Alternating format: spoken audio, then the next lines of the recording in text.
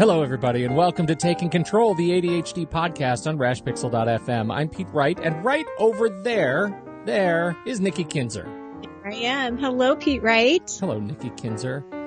How are you? Oh, I'm good. It was cool this morning, and now I feel like I'm bundled up too much. We're in that stage of the summer where the mornings start at like 40 and it's too cold, and now already just a couple of hours later it's 71 and now I'm too hot. Yeah, and that is sort of my world right now. But it is represented in the weather, but it also just so happens to be your life. My life. You're cold and then you're hot and then you're cold. I'm moving fast, then I'm moving slow. I'm looking forward to starting to slow down a little bit more this summer, and we're gonna start with that by oh man, I love this. I love and see, here you go. I love and I hate the topic that you have selected for us today, and I have been rat-holing on it for the last 24 hours. And so I can't wait to talk about it. But before we do that, head over to TakeControlADHD.com. You can get to know us a little bit better. You can listen to the show right there on the website or subscribe to the mailing list and get an email each time a new episode is released. You can connect with us on Twitter and Facebook at TakeControlADHD. And if we have ever touched you in the last however many years that we have been doing this show, if you've ever learned something that has changed your life, we encourage you to consider supporting us directly at patreon.com/the ADHD podcast. That is a great place to help us keep going, to help sustain the show. It is listener-funded podcasting. That's what this is.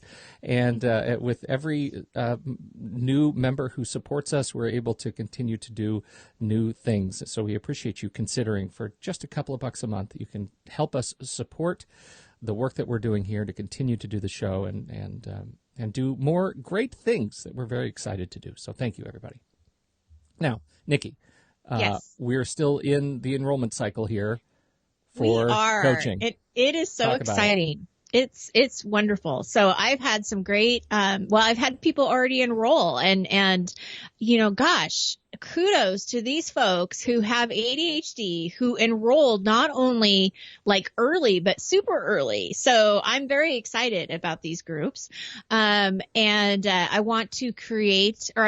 want to continue like creating them to grow. So I want to tell people group coaching is still available. The deadline is not until the end of June, and the groups themselves will start after the July 4th, so it'll be the week of July 9th. And I have 3 sessions that are available right now that you can choose from. It is kind of first come, first serve. So if you are interested in doing this, I definitely recommend going in and signing up for your first choice, your second choice, because there are 3 different sessions, and I'm going to do my best to make sure people get into their first choice. But this look, is the thing. If you've been sitting on your hands because you think, well, everybody who's going to sign up has ADHD and they're waiting till the last minute. That's not a good plan, because there are people who are industrious jumping out on there. this. Yeah. I mean, they're jumping on this. And so, I definitely say don't procrastinate on this. And I got to tell you, I had this like, what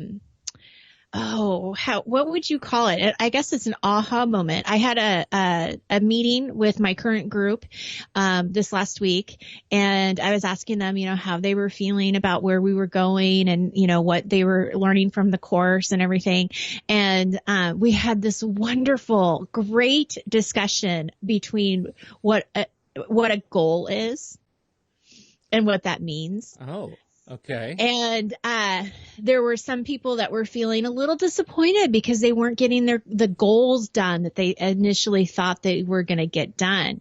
And when we started dissecting the word of goal, it was really interesting because one gal was saying, in fact, she's definitely a friend of the show, and I know she won't care that I say this. Rachel had mentioned that, a goal feels like you have to set it, you have to act on it, and then you have to finish it. And it's just this like concrete thing that if you don't finish it, you didn't succeed. And that's where this pressure comes of being disappointed that you didn't do this. So we started talking about how can we reframe that? How can we kind of change that shift, change the mindset around it. Yeah. And, so after some conversation and thinking on my part, I was like, focus. We're going to change this to just what is your focus for the week? Because the focus doesn't necessarily have to have an outcome. It's something you're working on. It's something you're striving for. It's something that you're making progress on. And it feels softer. It feels like there's more movement because you're not getting frozen with overwhelm or disappointment or shame or all of these different things that can happen. And so I am taking their feedback, and man, Pete, I am running with it. And I am definitely changing sort of the framework of the future groups and what I have left with these folks that are just wonderful. And I have learned so much from them. Yes, it's called an accountability group, but I may even change that at some point, because it really is just about, connecting with people and sharing your story and what you're focusing on, what you need help with, what your celebrations are. And, it's just, I could go on and on, but that's awesome. Look isn't at you. that great? Yeah. That's great. What a great addition. Yeah. So anyway, yes. So that's it. So please, come join us. Come join us. It's fun. Yeah. All right. There you go. Clock is ticking. Okay. Now, let's talk about our show for today. Where did this come from? This came from a client this week, and oh man, I get questions asked of me all the time. Sure. Right? I mean, you're coaching, I'm asking questions, they're asking me questions. And she says, I have this question. And I said, okay, great. Not having any idea what it was going to be. And she says, how can I tell the difference between if I'm just making an excuse or if I really have a valid reason on why I'm not doing something? Oh my God. Well, that was what I was saying inside. Yeah. And then I was just like, oh, and that's kind of what I did. I gasped and I said, wow. And I said, one of the reasons I love coaching with you. And she said, why? And she goes, because you challenge me. I'm like, that is a great question. And it's a deep question. And there's a lot of layers to it. Truly. Well, and the layers come because it is such, those two words, there's such nuance of context and of language and I mean the perils of the English language that make it hard for us to peel these things apart. And how is it that we might contextually be able to understand the difference of these things when the dictionary doesn't do a very good job of separating what these things are? I even went to the dictionary and listened to this. I see that in the notes. No, it's not good. No, the dictionary is terrible. Thank you for nothing, dictionary. Nothing. Oh, geez, look, nothing. So let's start with excuse. Excuse. A reason or explanation. This is Oxford English, right? OED. A reason or explanation put forward to defend or justify a fault or offense. Example, there can be no possible excuse for any further delay. No one will have the excuse that they didn't know. Okay? A reason put forward to conceal the real reason for an action, a pretext. When the rain started, he used it as an excuse to leave early. Okay, that's excuse. Now, reason. A cause, explanation, or justification for an action or event. Example, the minister resigned for personal reasons. It is hard to know for the simple reason that few records survive. Good or obvious cause to do something, we have a reason to celebrate, or, in logic, a premise of an argument in support of a belief, especially a minor premise when given after a conclusion. So, listen to that. Excuse has the words reason, explanation, and justify in the definition. Right. Reason has the words explanation, justification, and reasons in the definition. Come on, dictionary. Wow. This is why you have no friends at parties. Look, no kidding. I think it comes down to this, and I think when we get into some of the to the logic, I think we actually get better. We get a sort of a better sense of why these words are so challenging. So when I look at an excuse in the dictionary, a reason put forward to conceal the real reason for an action, and then the logical definition of reason, a premise of an argument in support of a belief, especially a minor premise when given after a conclusion. I think we get closer to understanding why these two words are hard, and why they're, it's so easy to connect to them emotionally. Yeah. And so, well, especially with the excuse, when you reread that and you're looking at a reason put forward to conceal the real reason for an action. So it is sort of like you're kind of hiding something. Right. And else. Reason, you've added a level of retraceability, right? I have an experience or a belief, and I've tied that to observable fact, right? That's the reason is it is a premise of an argument, something that I can retrace my belief to that causes me to believe a certain way. And so those things those make sense. The reason I didn't go for a run this morning is because, it turns out I had to take my son to school, and I normally don't have to do that. And it was a surprise change of events. I can retrace that to a change of events that affected my schedule. The excuse would be, I didn't run this morning, because even though I had time, I didn't run because I had to take my son to school, when the real reason is I just ate 6 Krispy Kremes and I'm so sick. I can't move my body.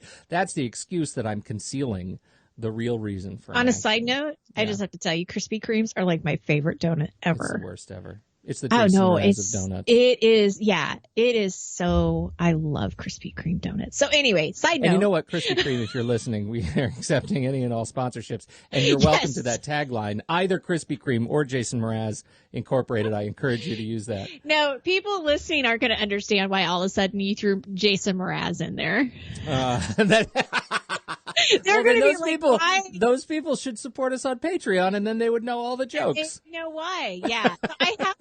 I feel obligated to kind of explain a little bit why you're putting Jason Mraz in there. I don't think you should. Okay. Nope. Move along. Join Patreon and you'll know why. So let's get into the ADHD. Let's get into the ADHD stuff here. Yeah. Well, it was interesting because when I was talking to her, the first kind of, the first thing I said was my own personal experience, how I defined it. And it was very similar to what you were just talking about with running. And it's with exercise because, my intention every day is to exercise. It's such a good intention. I think about it all the time, and I think about, what I'll do, and I'm going to start small, and, all of these things that I tell everybody else I'm going to do myself. And, I think that the excuse for me is if I was to say I just didn't have time to do it this morning, that's an excuse. I mean, it really is just an excuse because I did have time. Like you, I had to take my kids. I had to make sure that they got ready and got to school today because my husband's not here this morning. But I got up in plenty of time to be able to do the 10 minutes of exercise that I had planned to do, and still have gotten everything done. I just chose not to do it. I just didn't want to do it. And I thought, well, I'll do it later. And that's kind of the, continued pattern that I've been finding myself in. So to me, that's definitely, I feel like the little person in me, that little voice in me knows I'm kind of just making an excuse. The reason I feel it's a more valid reason if I woke up and my back was really hurting, or I really still didn't feel well because I didn't feel well yesterday, and I feel better now, but I could somehow make myself feel bad. You could, yeah. And let me say, if you're living with ADHD, you are very effective at that. Yeah. So I could say, well, yesterday I didn't feel very well, so it wouldn't be a great idea for me to be physical today. Oh, you don't want to push it? No, you got to take it easy. Yeah, I got to take it easy. But to me, that still feels like an excuse, right? Because I really do feel better. But if I had a broken leg or a broken arm or something like that, then obviously that's a valid reason. So that's a very concrete example, but I think it gets a lot blurrier when, your intentions are to work on a project and you're working on everything else but that project. And are you making an excuse, or is it a valid reason? And that's really the point that she was getting to, is how can you tell How do you know? Yeah. So before I kind of go into my coach's mode, I'm curious from you. I mean, I know this resonated with you. So what are your thoughts? Can you recognize when you're kind of just making excuses up? Yeah. Yeah. And that's the challenge, right? It is both that I can see now when because it's a mental exercise, right? It takes that sort of intellectual will to be able to step outside of yourself, that executive functioning skill to step outside of yourself and say, look, I have done everything that I can to recognize my own patterns, and it's hard to do that. And we've been practicing doing that. I've been practicing doing that as long as we've been doing this show. And so I feel like I have a little bit of an affinity to it, but it's hard to do. It's hard to do when you're in the middle of it. And I think going through, even using the definition that we talked about, right? Are you concealing something? Are you able to look honestly at the what is truth and fact, like living in truth and fact? As our friend Michelle Chalfant says, if we're able to live inside of truth and fact, we can pull apart when we have an excuse or a reason every single time, right? Because we'll know immediately if there's a second layer. And that second layer is the reason. The first layer is the excuse. If there's only one layer, it's just a reason. Anything outside of that is excuses to support a change that or something that you're not willing to do. So, okay, so you need to repeat that again, because I started following you, and then I want to make sure that I'm clarified. So what she's saying is that if there's two layers, then well, she's not saying that. I'm saying that. She's saying what is truth and fact, right? If you can sit back and observe, like today, the truth and fact is I had time to exercise. I did not exercise, and I said that it was because I had to take my son to school. But I was concealing the fact that I ate 6 Krispy Kreme donuts, and I feel too sick to do it. Now, I did not eat 6 Krispy Kreme donuts. That's not actually truth and fact. The truth and fact is that I had time to exercise and normally do have time to exercise, but today I found out too late that my son needed a ride to school, and I did not have time to exercise anymore, right? So there's only one reason. There's only one layer to that onion, right? It's just the reason. I didn't exercise because I didn't have time. Tomorrow, if I find out in advance whether or not I need to take my son to school, I'll know if I'm going to have to make an excuse or if I actually won't have time to exercise again. Right. You see what I mean? Does that make sense? I do see what you're saying. Right. That's interesting. Yeah. So I think living in truth and fact is one of the things that can really help you pull apart what this is. And not only does it help us get outside of our own heads, right, to challenge the stories and assumptions that we tell ourselves, the stories we make up to justify the world we live in, but if you stop and say, what is truth and fact, usually there are only 1 or 2 data points that you can observe, like the data points of, I ran out of time today because I have to do the drive, or, just to explain what you see. If you just limit to what you see, what you feel, what you can touch, and I've mentioned this on the show before, but an old therapist of mine said, your power ends with your skin, right? The things you can control are only the things you can touch, and that's the extent that you can exercise your will in the world. So, if you really simplify that line of thinking and practice every day, today I'm going to live in truth and fact. Today I'm just going to practice what I observe. I think you're at least for me, I'm able to recognize when I am living in excuse mode. And I have more to say on that, but I want to get some coaching out of you. Well, I think in this particular conversation and I think this is probably where I would go with most people, is figuring out, what are you avoiding? Because if you are making an excuse, so we've already kind of determined that there's some excuses going on here, right, in this situation. So we've determined that we're making some excuses. So what is it that we're avoiding? And digging into, the connection between what makes this matter to you. Because if there's a lack of connection or a lack of meaning of why this needs to be done or why you need to exercise, if you really don't feel like it means anything, or you're really like only doing it for other people and you're not doing it for yourself, you're missing that connection, then you're going to keep avoiding it. So there's a little bit of figuring out what it is you're avoiding, What's making you avoid that? What does it matter to you? Like reliving that connection, or evaluating what makes that matter to you. And, what do we need to do to break through to that? Right. Because if we keep avoiding something, it's just going to keep not being done. So depending on how important it is and what that connection is, what do you need to do? So it could be small increments of time, working on something for just 5 or 10 minutes instead of for 2 hours. It could be that you need to keep breaking it down. Something that you said a while back that really resonated with me is when you see a task that keeps getting moved to the next day, to the next day, to the next day, something needs to be broken down in that task. Something's clogging it. Something's not working. So do you have to, break it down more? In this situation, I think that getting some kind of body double help would have helped her. If you're really having a difficult time getting something done, who can come in and actually be a support system for you and be there while you're doing that task and helping you, get through that. So having a friend, a family member, a coworker, your coach, whatever it is, but getting that extra support. So in the coaching realm, it's really identifying, what are you avoiding? How do you make that connection again of why and what makes it matter? And then what do you have to do to keep it important? What's the action step that you need to do to break through? Right. And that's where the small increments of time and strategies kind of come in. Yeah.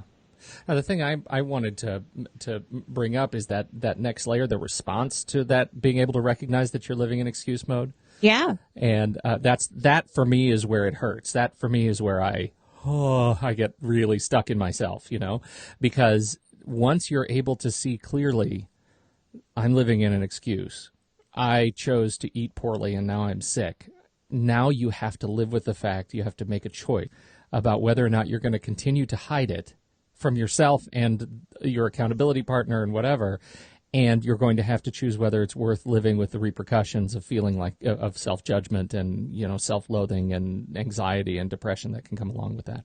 And that's the part that hurts me more than anything else is once I sort of feel like I'm adept at recognizing I'm living in an excuse mode, then I find my brain jumps in, hoops trying to figure out how I can either maintain the illusion or come clean. And that's where the real work comes in of living a healthy life and living free of excuses.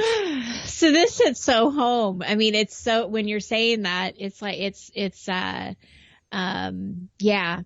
yeah, this is hard because for me on a personal level, I'm dealing with stuff like I can't make these excuses anymore. And especially when it comes to exercise, and I can laugh about it and, my intention is always really good, but I'm right where you just explained. It's like, I know, this is not helping me and I know it's making things worse. And, just in the last couple of days doing my own research on how to get myself out of this funk and reaching out and getting help, on how to process this and get through why am I not making this a priority? Why am I not making this a bigger issue than it is? And that's a hard place to be. So that's a very personal thing I just shared, but it's a hard place to be. And so, there you go. Whoa, that took a turn. Well, it's very real, and that's why it is real. I mean, this whole thing really resonates with me because I feel like I've been living with exactly that battle for a long, long time,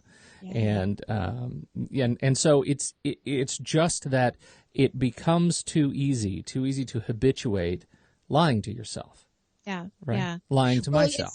It takes so much energy. And that's where I'm at is I am so tired. I'm just so tired of the energy that I have to put out every single day.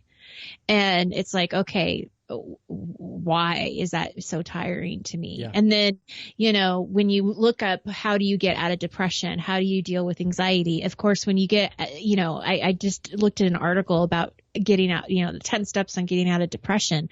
And it's like, exercise, it's all this stuff that you're supposed to do, but yet I can't find 10 minutes in my day to to do it, even though I know it's going to make me feel better. So it's getting over that hump of everything that you need to do to make you feel better is everything you don't want to do.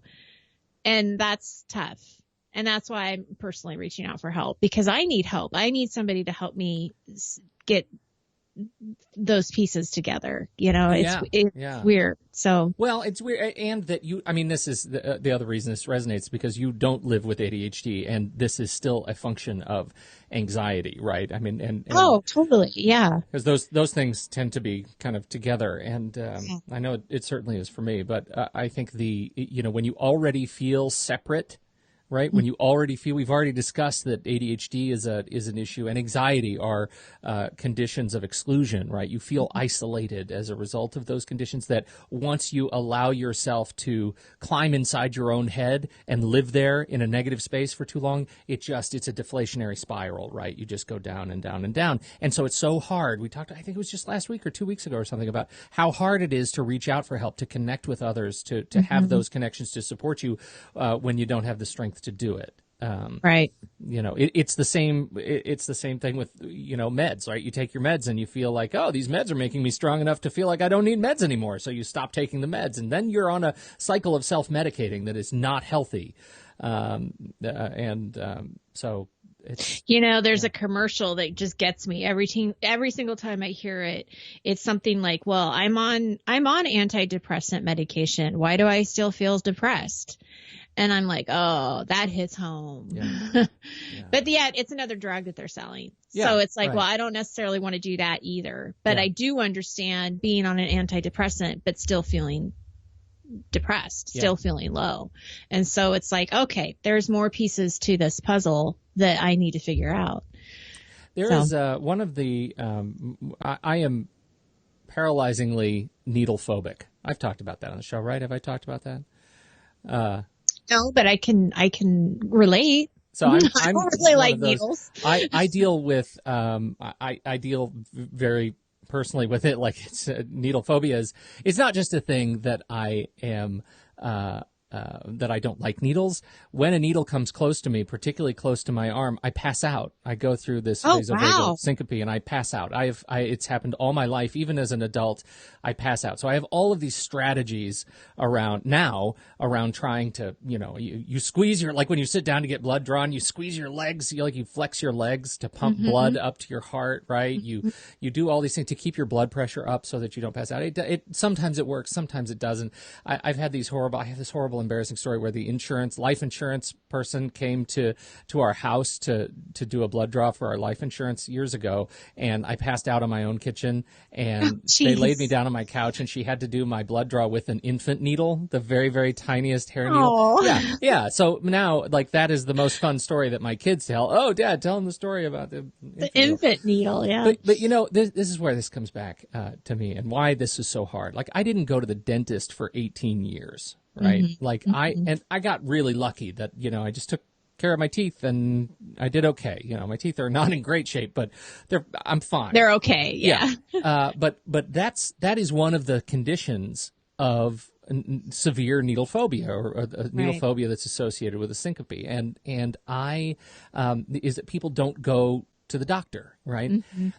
Until it gets to the point where there is a larger, more risky condition that comes into your life that you have to deal with that involves needles, right? Right. And so the biggest of the issues, and one of the great case studies has been studied on this, is people who have severe syncope with needle phobia, and then they get cancer and have to go through chemotherapy, which involves needles. Right? Lots of needles, lots and lots of needles. And so they have to go through the exposure therapy of getting over that, because they have reached this point of having to face something else that's bigger.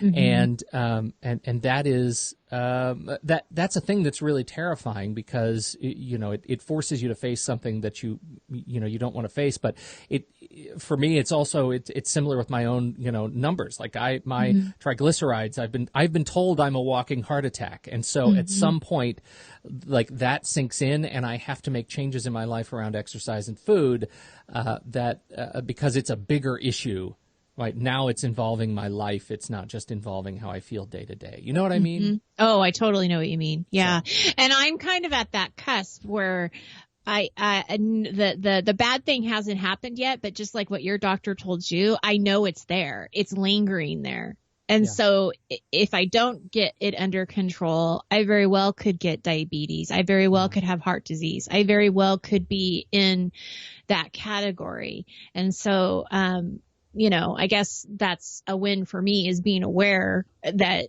that's what I'm trying to prevent before it gets there. Yeah. But yeah.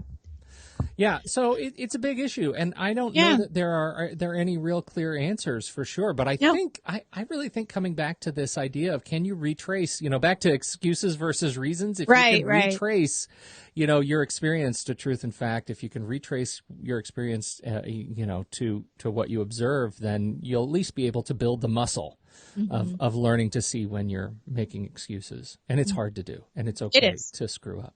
Mm-hmm. Oh yeah. We all do. Yeah. But the one day that we can, follow through on what our intentions are, that's a good day too. That's right. Something to celebrate. Right. Yeah. Something to celebrate. No, good topic. And thanks for totally messing with my last 24 hours. I know. I'm going to continue to do it. Yeah. Yeah. Next week and the week after that, it's going to be Thursday recording instead of Friday. And then we get a couple of weeks off, and we appreciate that. So get ready. And we should say, as a plug, not this coming week, but the week after, we want to keep pushing those success stories. So if you haven't sent them in yet, definitely do that. We want to hear those stories. We want to get them out in the feed. We want to hear your stories. And you know what? If you want to just record an audio clip, feel free to do that. If you know how, record us in voice memos or whatever tool you want to do it, and send us an email with an attachment, and we'll take it. And you can do that to you just send it to the info address, right? Yes. info@takecontroladhd.com. Please do it. That'd be great. Please. We'd like to hear your voices, your beautiful, beautiful voices, the dulcet tones of the listeners of Taking Control of the ADHD podcast. Thanks, everybody, for hanging out with us. On behalf of Nikki Kinzer, I'm Pete Wright, and we'll catch you next Thursday, for anybody joining us in the live stream, right here on Taking Control of the ADHD podcast.